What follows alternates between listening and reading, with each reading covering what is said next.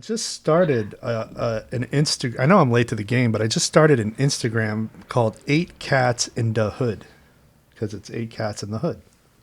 And it's blown up faster than any creative thing I've ever done. So, I mean, the capital of cats on the internet really just hasn't really waned since the inception of the internet, I feel. So it makes sense. yeah. Well, you wrote a pretty stellar book here. I got it here. I'm going to show it to people. Oh, I'll show it in the big camera. White Wedding. So we can talk about that. And we can also talk about, let me see if I can pull it up here. So I don't know how to use half the technology I have. all mysterious You and wrote a really cool article changing. for LitHub that I wouldn't mind Yes. talking about. Oh, you know what I did? I Awesome. screenshotted parts of it so that I didn't have to worry about pulling it up. Oh, great. Perfect. Uh, And we'll get to see how much I remember about what I wrote too. Oops, yeah, hopefully a good amount. And thank you for inviting me on here too. I know we haven't met before, so it's nice to meet you yeah. and to be Likewise, here. I think most of the people I talk to I've never met in real life, so just as part of it. Very cool. Yeah. And one of the policies I have is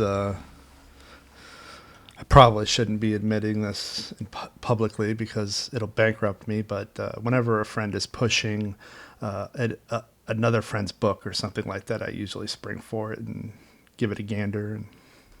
And Cool. That's I think that's a if you trust a friend's taste, it's a good way to go about it, I just right? want to know what's out there.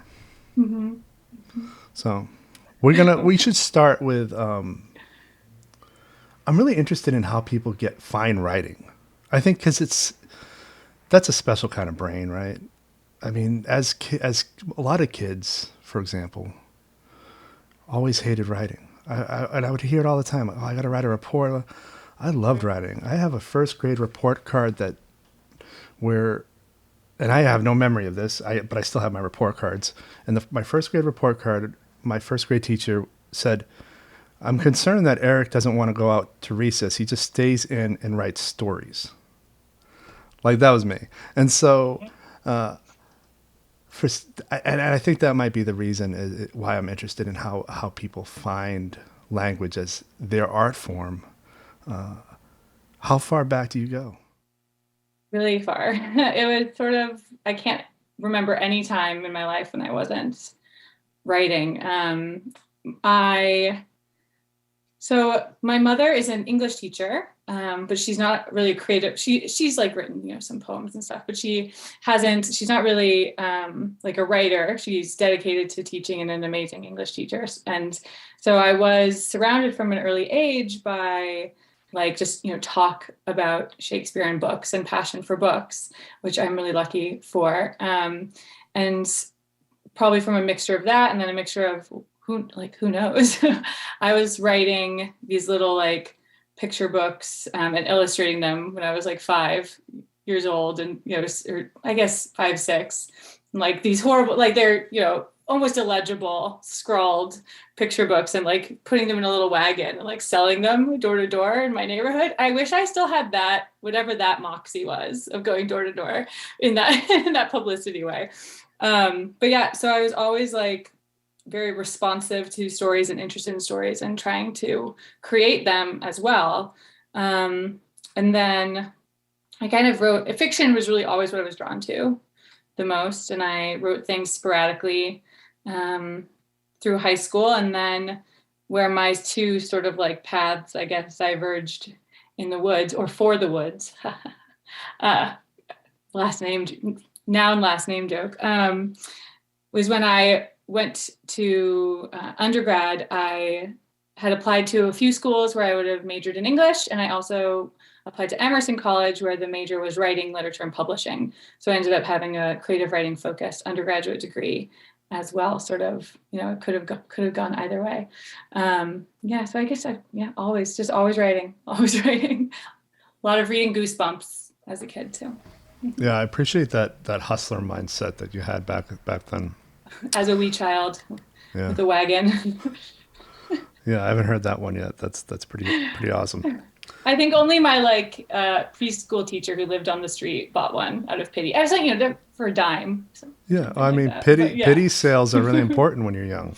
they really are. They're important now too, I think. Oh yeah, absolutely. I've been racking my brain for the past 3 years to try and figure out how to promote a book without social media. That's, I think, the biggest problem that writers have is getting people they don't know to buy their books. Yeah, I've been thinking about that a lot. So because my book just came out 2 weeks ago, I suppose, something like that. But even before that, in the kind of year building up to it coming out, I kept telling myself, okay, like this is like, get on social media more now. Like this month, you'll start posting more this month. And I have had a lot of internal battles with myself about like, well, what is the actual kind of artistic life and writing life I want to lead? And I was like, well, that if 12-year-old me had considered that I would have to spend so much time. I mean, self-promotion is part of it, right? That's just part of it, no matter what, internet or no. But I definitely don't want to be someone who is spending all of my time engaging with social media instead of writing, which I easily fall into. It's fun to look for the Twitter jokes and forget that you want to put the pages down for the day. So I feel like I've whether or not this is wise in terms of the financial or logistical aspects of career, I've sort of decided, or I'm trying to feel confident in the decision of focusing on building local writing community, being involved with writers I know, engaging with work and promoting and sharing, even if not online, the work of other new writers, other debut writers that I know. I guess, is that the way to get the farthest reach?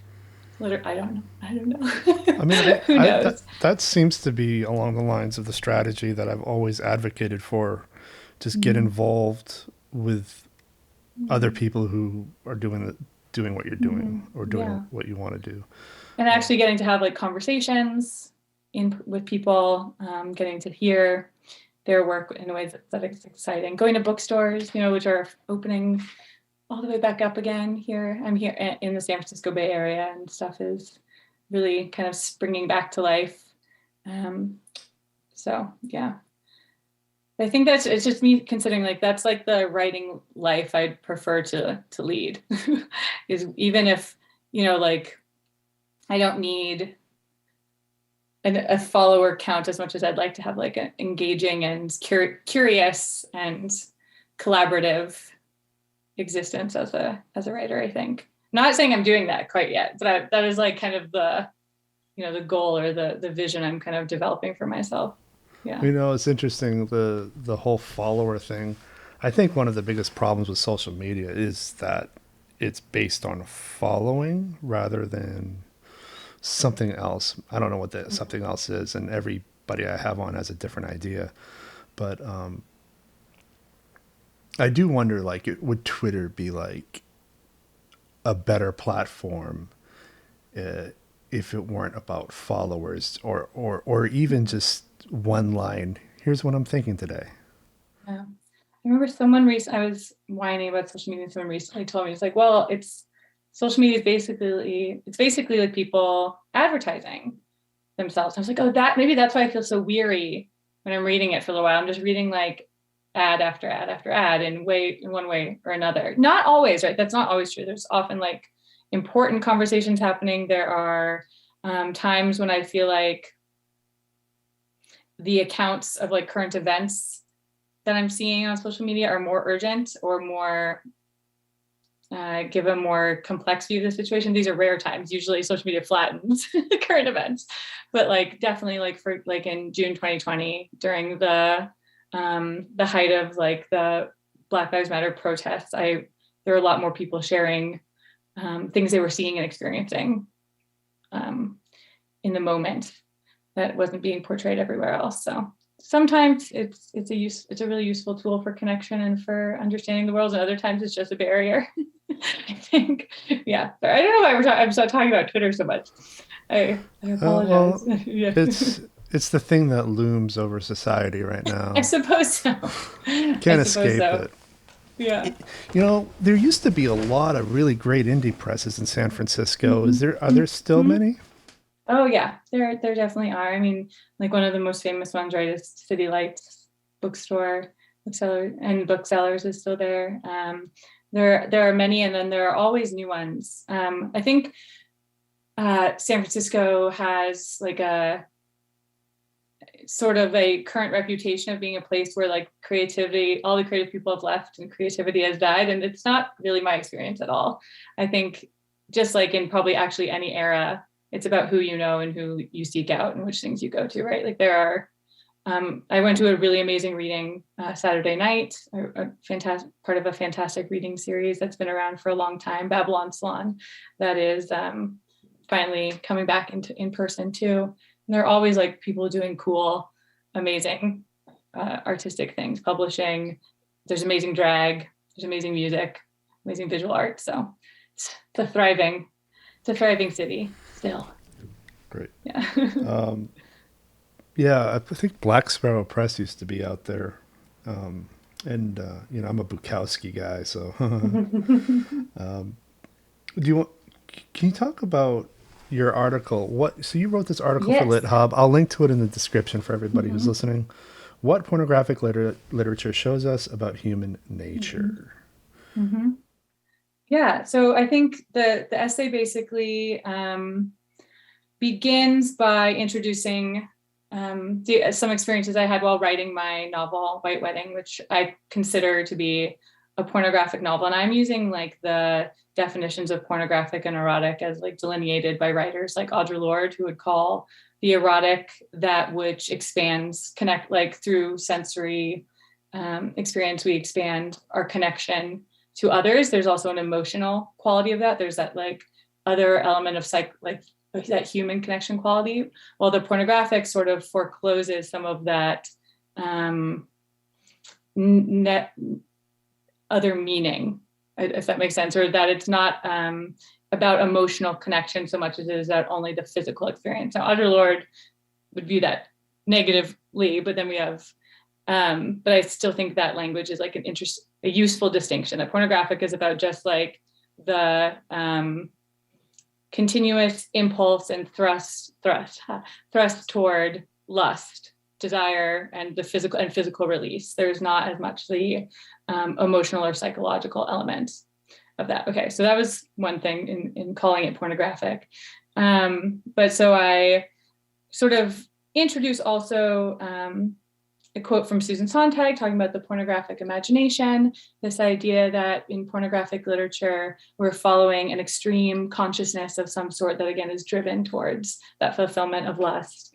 And then I look at the way two classics of pornographic literature, The Story of O by Pauline Riage and then Hog by Samuel Delany, deal with capturing that extreme consciousness and that psychological distance in their use of point of view. And pornographic point of view was kind of my entry point to writing this essay. I wanted to think about this pornographic literature from the angle of considering craft and not so much launching a moral defense of it, I think, which has been done many times before and is a an endless and fruitful conversation. And then, so it's kind of a breakdown. Does that feel like a summary? Yeah, that sounds like I'm a little underslept today, so if I start really rambling, you got to just stop me. No, that sounds like the article I read. Okay. So, I mean, I think craft in and of itself is that warrants the existence of just about any genre. So I've never followed the sort of morality debate on porn, but I also never questioned it. It's a part of us. When I was writing my book, I read a lot of different feminist theorists to get like a wide variety of points of view on that too. And I found them all productive, like anti-porn feminism and pro-porn feminism, or hearing all those viewpoints were productive for my thinking about the genre. And of course, some people are thinking more about movies, videos, also like an industry that actually can be abusive to real living bodies versus the realm of the literary, which is, of course, no actual people were harmed in the in the making of this book situation too. So that's a distinction. Yeah. Oh, and yeah, I guess the other thing I should say, because this is sort of a point I felt was important to close the essay on, is that this feeling that in writing the pornographic, you are writing solely and focusing on the physical. There's not really a person who we need to understand in the essay. There's not like a trauma background or a reason for different modes of desire, kinks or fetishes. But while writing that, you also, and creating a character to move through a literary space, I did at least come up against that challenge of, well, a physical body like exists, is seen and reacted to by the other people populating that fictional world, right? So it's racialized, it's gendered, it's sexed. And so there's a way in which those things influence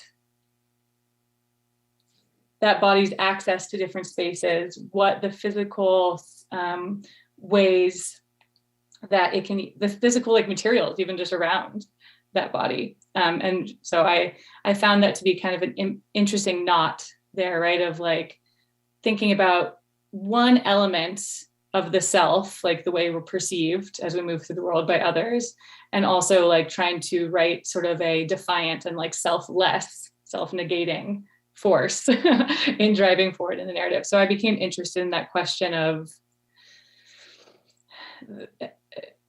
both how we don't need to have a sort of solution for desire, but also how much does a sort of tangle of information kind of shape potentially like subconsciously human desire as well. Yeah, like the question of how much we consent to our desires was not so much in the essay, but was something I thought about in the book. At what point does it stop being porn? Like if you were to introduce trauma into it, does it stop being porn? That's a great question. I don't know the strict lines, and I'm not going to tell someone which words they want to use. There are things that happen in pornographic books that can be considered, traumatic. It's not like things are free of pain or suffering. In the story of O, the character often is she is a submissive in a mansion of dominance. She's also often wondering, like, why am I experiencing this pain? Why do I dread this and then want this at the same time? But I think what keeps that from being I think the key for me is refusing to sort of explain, right? To refusing to to force something as complicated as desire into like an easily sort of Freudian, like one-to-one, there's an answer to this puzzle, right? Instead of like kind of reveling in the complications that are inherent to living to sex, but also just like being a person in general. I think sex is just a focus of that book but I think some of these complications of how we are, who we are, I'm interested in more broadly too. And I don't want answers, I want exploration of them, I think. Yeah. Well, I think that's the best way to go about writing is don't write for the answer. I find that's often the difference between young writing and mature writing is the people writing for the answer versus writing just to explore. Let's talk about writing practice, because I'm interested. How many writing projects do you have going on right now? I have a novel that I'm working on that I've been working on for a while in fits and starts. I have a short story, so not too many things really happening. I had sort of, and I know that I'm not alone in this, but sort of over the pandemic, but even before that, kind of an artistic crisis, a feeling of like, is this what I want to do? What am I doing? Do I have anything to say? Is this like the best way to make use of my life, whatever that means? So I was kind of frozen for a little while. I guess it's funny also to say I'm working on a novel and that's all I'm working on. I realized like writers have such a skewed vision of how much we're supposed to be doing, I think, in our own insular world. But yeah, I'm sort of a chaotic and scattered writer who has long fallow periods and then bursts of activity. So I wish I had I wish I was someone who was organized and sat down for this amount of time every day, did this and this, had this set goal for every day's finish line, but it's just unfortunately never the way I've been able to write. Well, yeah. That's the poet. You have the poet format to productivity where it's silent for a while and then spurts of activity, silent for a while. I find that's most common with poets. Yes, I was actually just earlier today listening to a little bit of Putting It Together, the book by James Lapine about writing Sunday in the Park with George, the musical Sunday in the Park with George with Stephen Sondheim. And it made me feel better to hear that Stephen Sondheim would go weeks and weeks without putting a word down because he was busy thinking about a character. He said, and just what I was listening to, he said he would rather spend the time considering than to because he said he was a slow writer, which I have become as well, but than to write a song that might be a good song, but a wrong song for the work that it was in.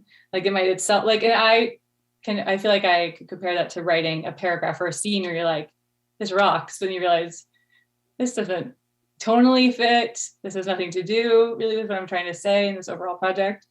But I really liked that phrasing of it. Not that it would necessarily be bad, but it would be wrong for the enclosed magical world of the project.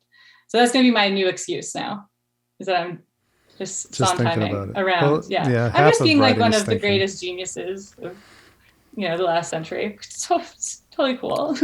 Well, I once, when I was in my M.F.A, I did my M.F.A pretty late, and all my peers for the most part were young, or early 20s ish. Whenever people graduate their BA, and I remember trying to convince people again and again and again that half of writing is thinking about what you're going to write. There's nothing wrong with it. And, they would be like, go away. We're writing 1,000 words a day here. I'm like, yeah, but how much does that 1,000 words matter? And at some point in my second year, we had a writer. I'm not going to name drop her on here, but she's a big writer, especially in the literary circles. I think she's taught at Rutgers and NYU, and we studied her short stories in high school.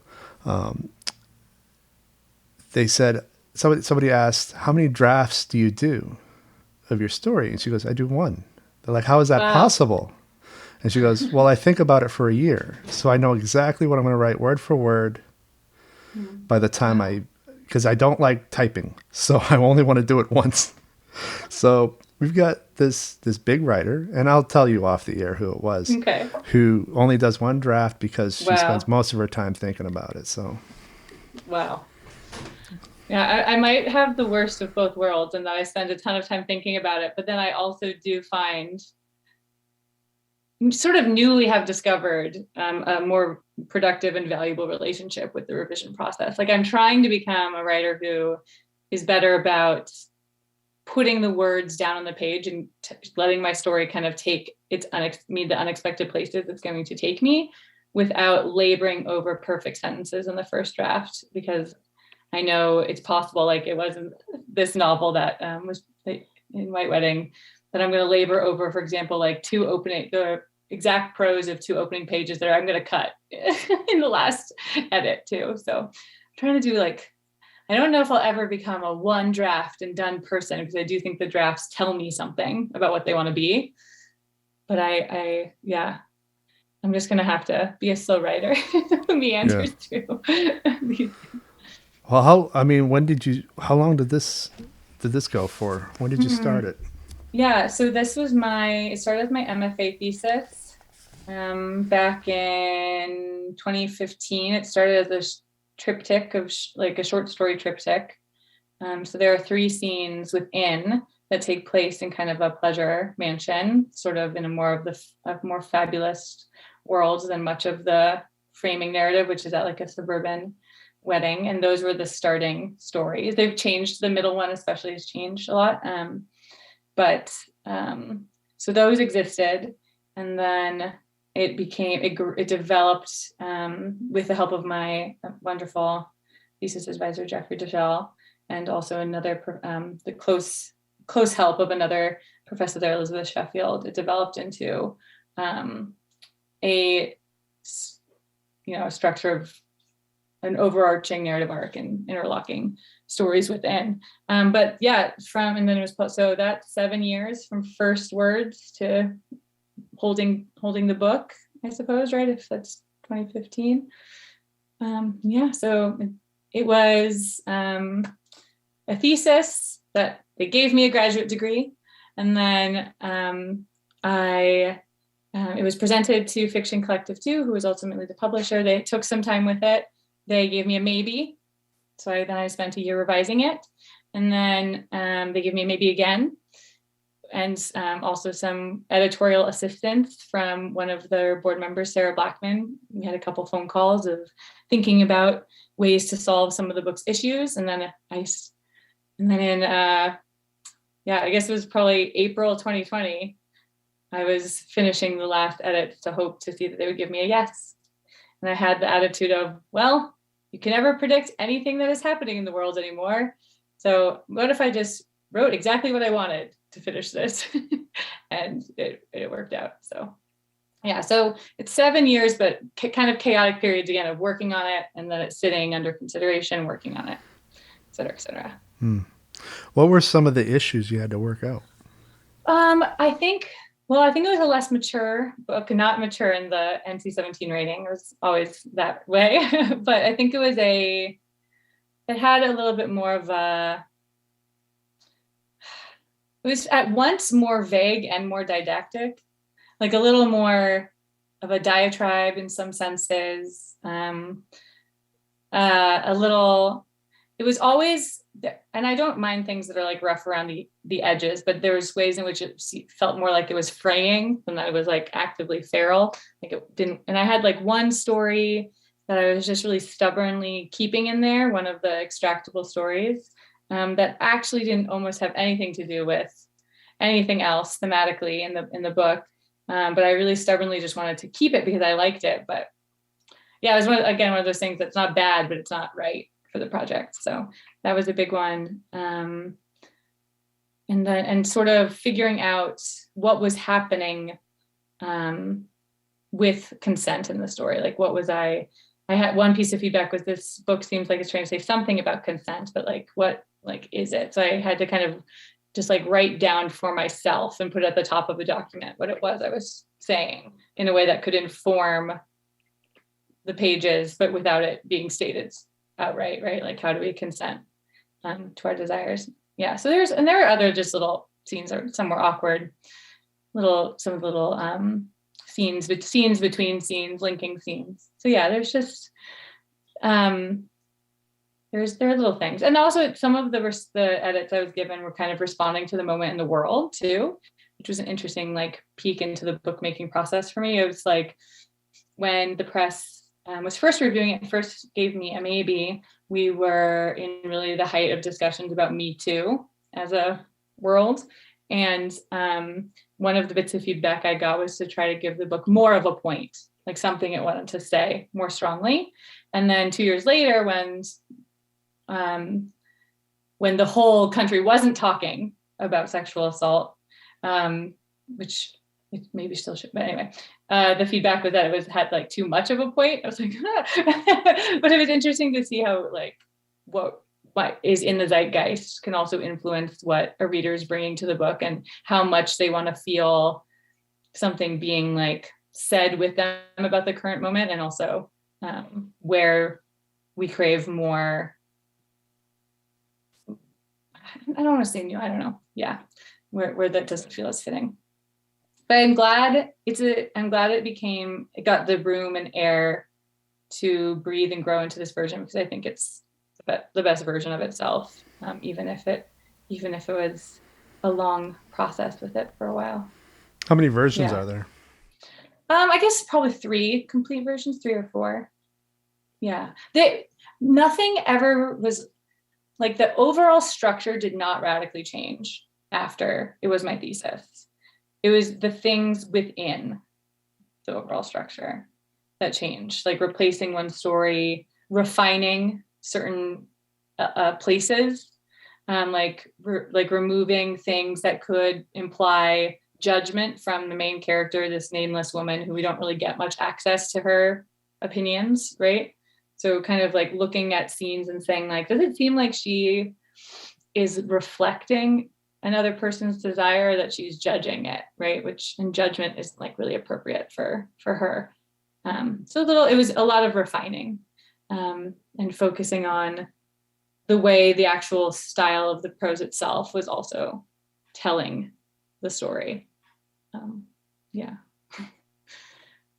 It's so strange to talk about this book. It's like odd to discuss it.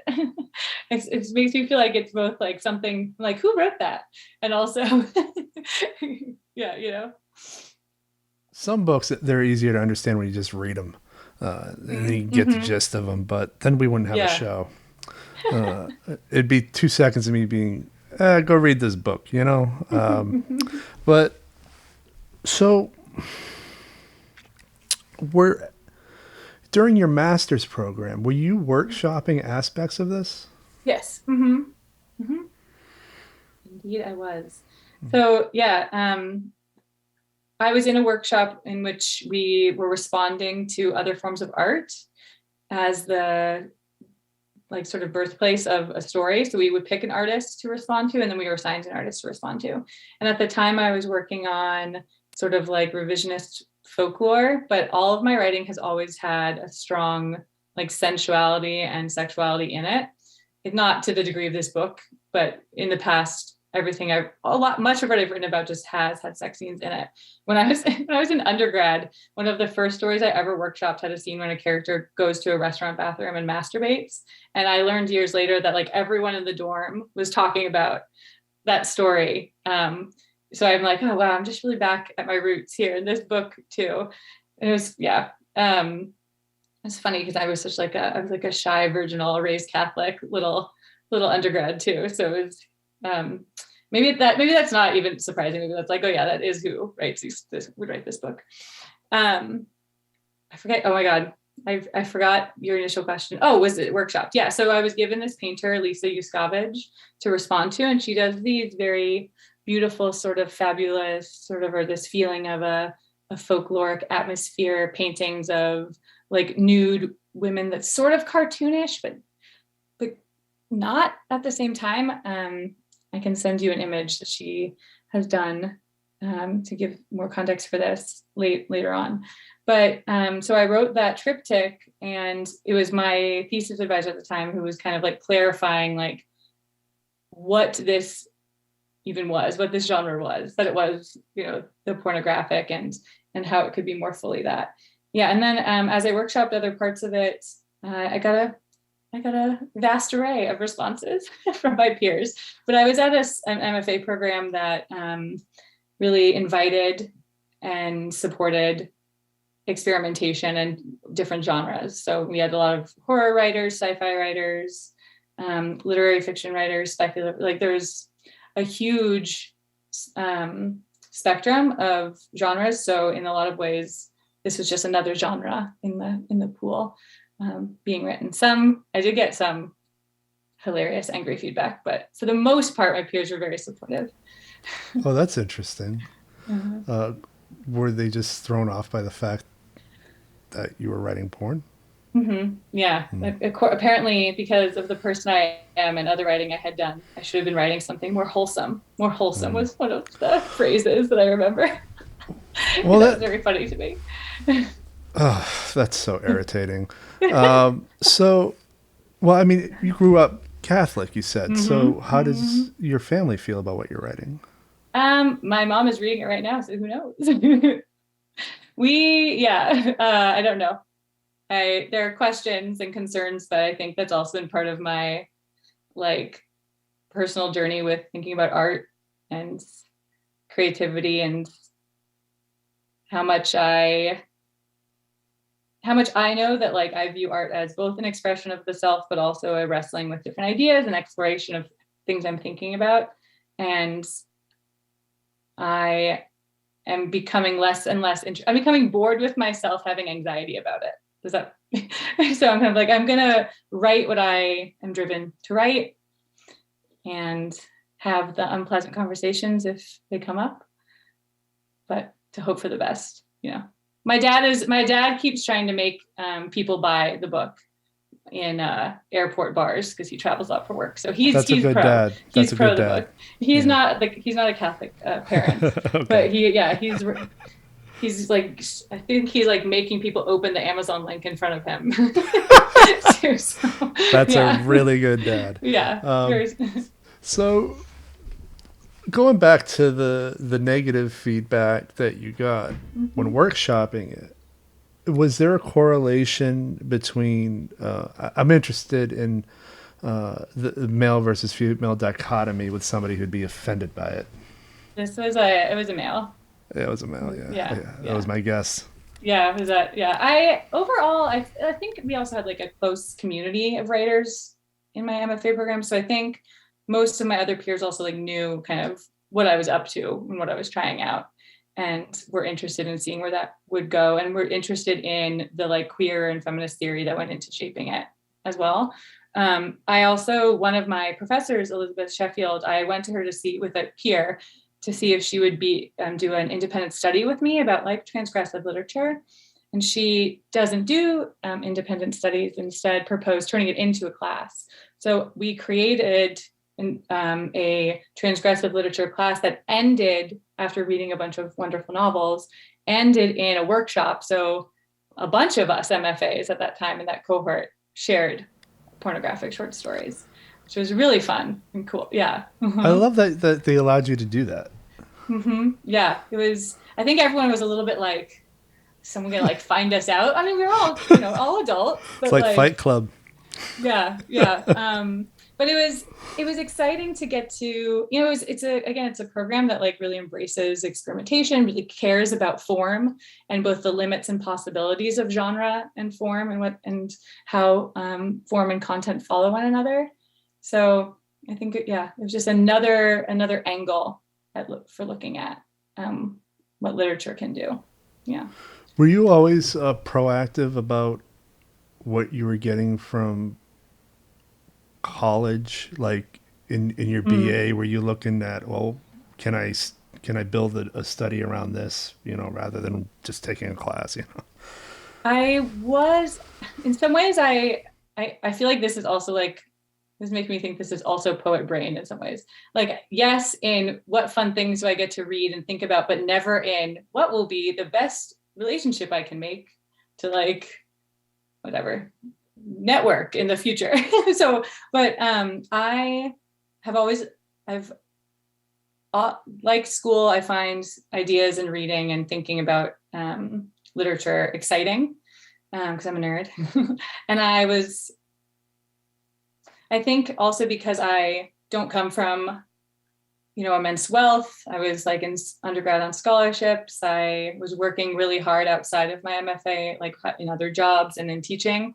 I always really wanted to get the most out of the experience that I could. I was aware that I was very lucky to be studying fiction and art, and I wanted to really like drain all of the opportunities that I could. And I knew it was going to be a rare period of life too, when every day, the big tasks you have to do are reading and writing. Sometimes I was exhausted and angry and grumpy, sure, but like I knew, another part of me always knew like this is a magical time, so take it for all you can. Yeah. I agree with that, actually. I never really had opportunity to go to college until I was about 35. Mm-hmm. And I took I took every opportunity to wring from the State University of New York every ounce of knowledge I could, every connection I could. And I think that when you come from a certain background, the worst idea you could possibly come up with is to take education for granted. I remember I was in the computer lab in my first term, and I was like, I'm thinking about reading Moby Dick. What do you guys think? I hadn't read Moby Dick before.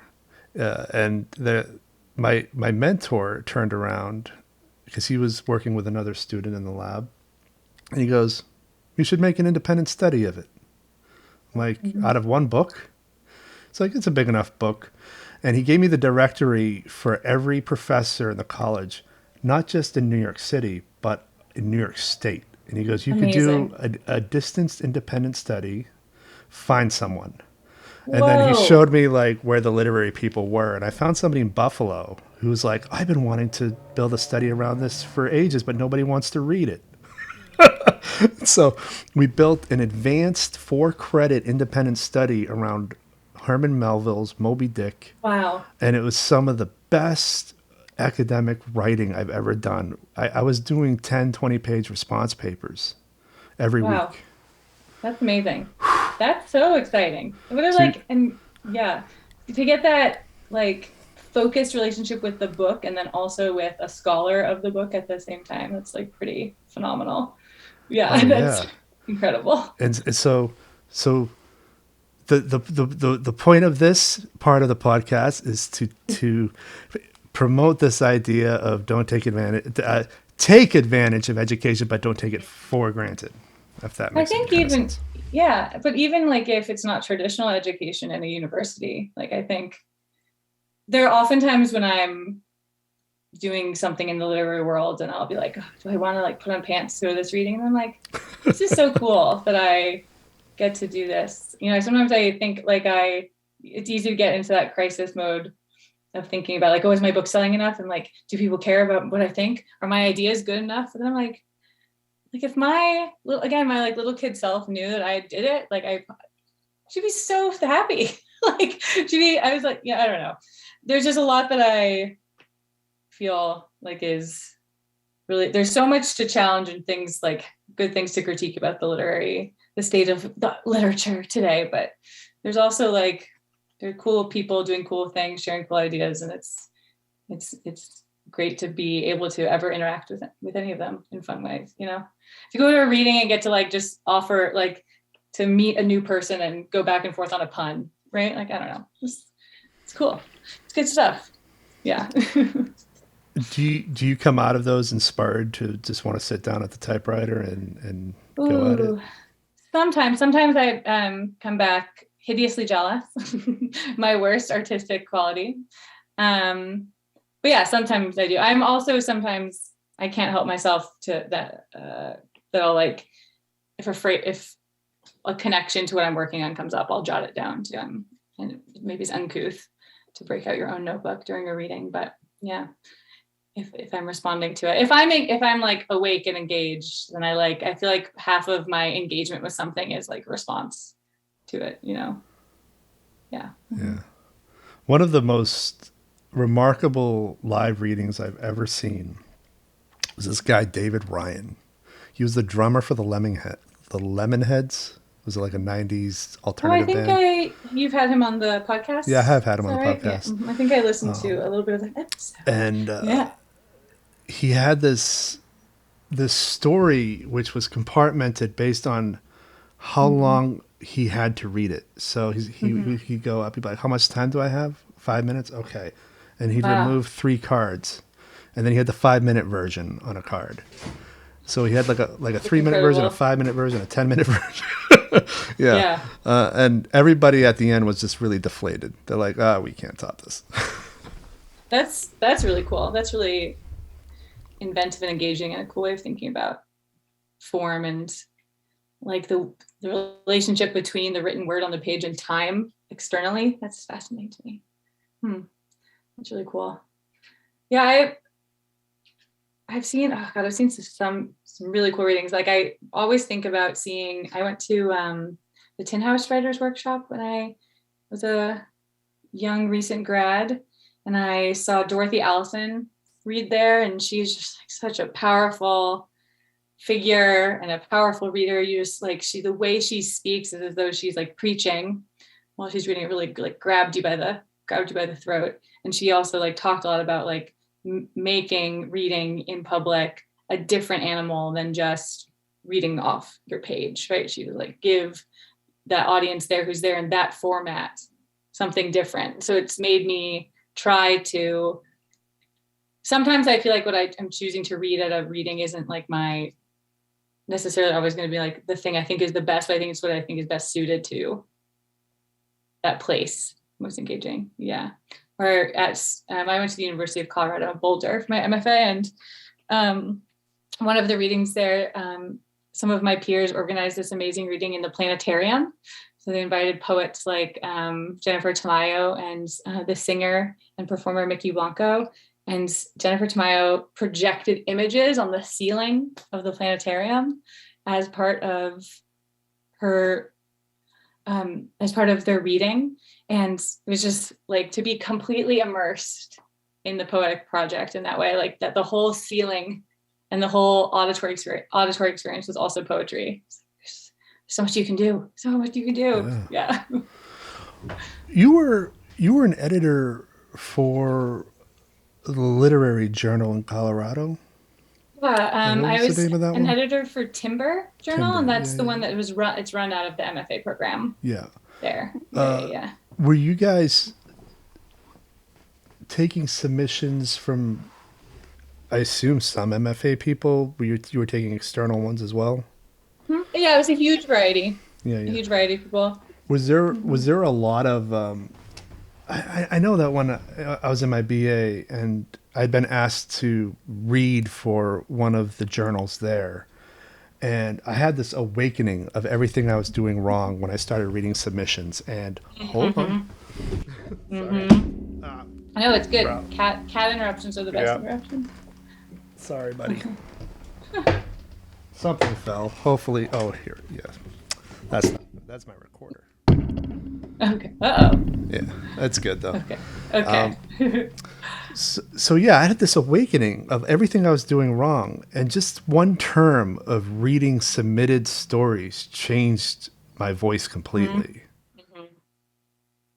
Yeah, I had a similar experience in realizing just how important that opening of a story really is. That first paragraph, that first line. Not that it needs to be doing any kind of trick, that you like really want to be starting to say, give an idea of what this world of this story or the focus of this story is going to be, something to show your unique literary voice. Yeah, I definitely had that experience. Yeah, I call it an attack line. Yeah. Mm-hmm. And every time I go into a document, I reread the attack line until I have to start writing again. That way I have that rhythm down. Yeah. And I didn't have that way of writing before. Like it really just came out of, wow, okay, I think what I'm doing wrong is what I'm seeing here. But it's hard to see it until you're seeing everyone else and what they're doing. And when you see a series of it, like 10 examples in a row of kind of the same kind of muddy opening, and you're like, oh, apparently everyone opens stories this way and it's boring. So how do I not do that? Right. Yeah. I also, something I should remind myself of more that I'm remembering thinking about this is the experience of reading Slush Pile also, and picking those stories that we were excited about and going to publish, also showed me like both how much harsher, but also how much more forgiving an editorial staff of Lit Mag actually is. Like the stories I was drawn to weren't always perfect, but they had something dynamic and special about them. But there wasn't like, there's a perfectionism that I can like limit my own writing, I think sometimes, when I think some of that wildness and like soul expression can be more important. Yeah. I think maybe I should remind myself of that more often. Yeah. Yeah. One of the one of the battles I lost was this story submitted by a Chinese immigrant who he wrote a really engaging, detailed story about growing up poor in China, being told that he was forbidden from getting educated. And so he was like smuggled to the United States as a kid. Yeah. And he still speaks Chinese, speaks very broken English because he grew up in a really thick Chinese community, didn't have access to a lot of English speakers. And I said, you guys got to look past this because it's a really important story, regardless of the fact that he can't command English all that well. He can command it about as well as me. It's not that well. They couldn't look past the fact though that it wasn't sleek. And I really wish that his story had gotten out there some way because this guy was talking about stuff I'd never heard of that they're not even writing about today. Yeah. It's too bad that I know so many small lit mags are like stretched thin in their editorial staff too, because how amazing would it have been if someone was able to say, what if I collaborate with him to smooth out places that are really bothering everybody, but we can get those this important thing. Or also like there's something really interesting about seeing language in translation or seeing, I think that like bilingual or hybrid lingual works can be really exciting. Like I think maybe I'm not like a lot of other readers in this way, but I don't need to always completely understand every single thing on the page to get a full experience of the work. You know what I mean? Like even Yeah, and I like that approach too, where like I guess I don't need to logically understand. I hope I will like emotionally understand it. Sorry to interrupt. Yeah. No. It makes perfect sense. This idea that the tattered translation itself is part of the artwork. That makes a lot of sense to me, and I never even thought about it that way until now. But I fought tooth and nail for the guy. I even offered to do what you suggested, work with him, but they're like, nah, you got to work on your studies or whatever. And I'm like, ugh. That's a bummer. Yeah. What a missed opportunity. Yeah. Oh well. It's too bad you can't contact him now. Like You've Got Mail literary mag situation. Reconnect, collaborate today because you still think about it. So. Yeah, I don't remember his name. Yeah. He was the president of the chess club.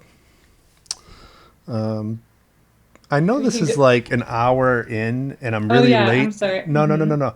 I just noticed your Grey Gardens poster an hour later. Yeah. There's my little Edie looking over me. Hey. Next to my Phantom of the Opera poster. I love Grey Gardens, obviously. She's sort of my guiding force for the second novel I'm working on. That has an enmeshed mother-daughter relationship in an isolated community. So there are clips of Grey Gardens that sometimes I'll just watch over and over to try to enter in the rhythm of their conversation and dialogue, and especially like the associative leaps and spirals into the past that happened between those two women. Highly recommend the documentary to anyone who has not watched it, who's listening.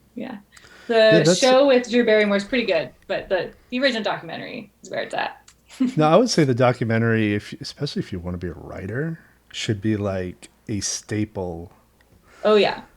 There's a pretty incredible book. I see it from afar. That was organized by like the children of the directors of the documentary. That has like a bunch of collages of images on every page, and also it has a lot of the transcript of the actual documentary, so you can see some of their conversations, not dialogue, right? Because it wasn't scripted, but you can see how they talk to one another in the printed word as well, which for my brain is really useful to understand like the syntax and language too. So it's a really great book if you can get your hands on it. It's just called Grey Gardens. It's Free New Projects. It looks like it's the publisher. I'll look it up and I'll put it in the description. Yeah. Yeah, that's actually that's a great great idea. I often watch a lot of movies with subtitles just to see the context of it. Mm-hmm. To actually see the shape of the words. It's why I'm not good at listening to fiction audiobooks. There's something about like seeing the text that communicates to my brain somehow and makes me understand how to reproduce it in a different way. Yeah. Well, I hope you sell lots of copies of this book. It's really well written. I mean, there's an energy to this thing that's just... I mean, I don't get jealous of other writers, but if I did, I'd be jealous of you. No, hideous jealousy there. Okay. Oh, well, that's very nice of you. Thank you. I'm very proud of the version that exists out in the world now. I think I hope it feels kind of like a magic spell being cast over the reader. Some of the best feedback I've gotten is like that, like I invaded people's olfactory senses. So, yeah. That's a compliment. I think so. So yes, if you want to have your olfactory senses invaded, it's the book for you. All right. I'll put a link to it in the description for everybody out there. It's called The White Wedding by Kathleen J. Woods. I wish you the best of success with this and all the future projects that you do, and hope you come back on when you have another book. Oh, hey, or awesome. if you just want to shoot the shit, let me know. That's motivation to get that other book. Get that other book done. Yeah, best of luck to you with your projects too. So, thank you. You have all right. Bye. Thank you. Bye.